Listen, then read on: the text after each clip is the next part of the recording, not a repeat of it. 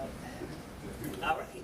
Well, I'm glad your daughters are proud of you, because when they see this next question I'm about to ask you, they are going to really start thinking about that. So I'm pulling away the book because I want you to go to, hey everyone, I'm going to his chapter on truth. He wrote a poem called Truth. And as I flip to where that is, and it would have been better if I had just gone ahead and earmarked it, right? You remember page 54, there you go.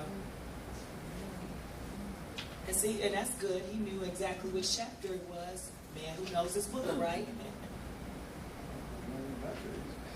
Okay, that's all right. We're about to find table of contents, everybody. Table of contents. Yeah, true. And I'm glad he has the book in his hand. I'll give him an opportunity to get to that page. What I was inspired by was his poem on truth. And I thought I would first like for him to read the entire poem to us, so that way you can hear what I read and perhaps even feel some of the feelings that I felt, and then I'll come back and I'll ask the question to him. So first, let's allow Benjamin to read his poem entitled Truth. Thank you very much. Truth. Oh, how I stand with my chest poked out, echoing over my tiny, insignificant world, professing how I am an honest man. I would like to believe my honesty derived from what I believe the reality in which I'm in is actually the same as the truth in which I see. Or is it the truth that I want to see? How do I so boldly profess something so heavy, so hot, so cold, and so frightening to hold? When did reality become my friend? When did it soothe my emotions? When did I learn to embrace its clear, painful picture? When have I ever accepted its inevitable consequences and punishment? When did it become more important than my natural yearning to feel emotionally safe? When have I awakened to my truths and looked into the heart of my own shortcomings, mistakes, foolishness, failures, evils, and recognized the courage and serenity that spawn from accepting the reality of my inadequacies? When have I outsmarted my own habitual society, conditioned belief system that fed and confronted this inflated ego of mine, which has sufficiently protected a false image in which the very world I so desperately tried to hate created? When have I become so brave as to challenge a system built on deception, perception, and which manipulates the truth in a way that makes reality appear frightening, undesirable, and so conveniently accepts my docile role in tap dancing shoes and smiling mask?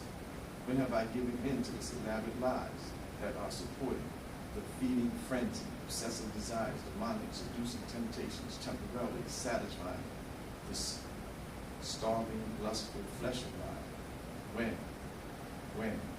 When did that happen? Truth? It did.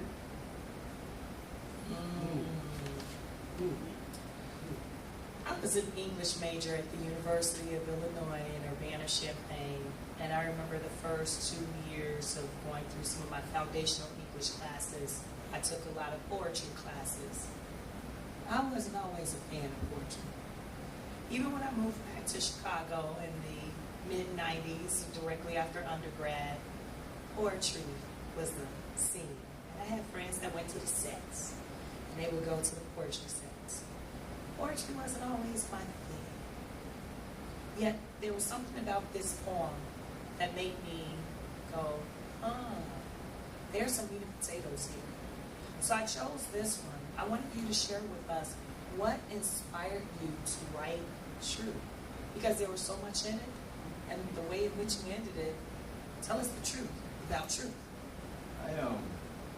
This is in the middle of the night. That's why I pretty much named this book Up All Night, because this is one of the things where I'm actually up all night. And I'm in Chicago, and I don't have no friends. I just moved here. I don't have no friends, no family in Chicago, anything like that.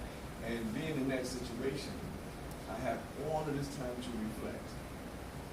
Now, because I grew up through the recovery process where they're constantly telling you to thy own self be true. This is what you hear all the time, to thy own self be true. After a while, it becomes a habit. So I'm sitting and I'm reflecting and I'm thinking about my own truths. So I'm saying, well, how can I actually articulate my truths, but articulate the way I think, what I believe, and put it all together as to who I am and how I see the truth. And this is what I came up with about 2, 3 o'clock in the morning, looking at myself, actually.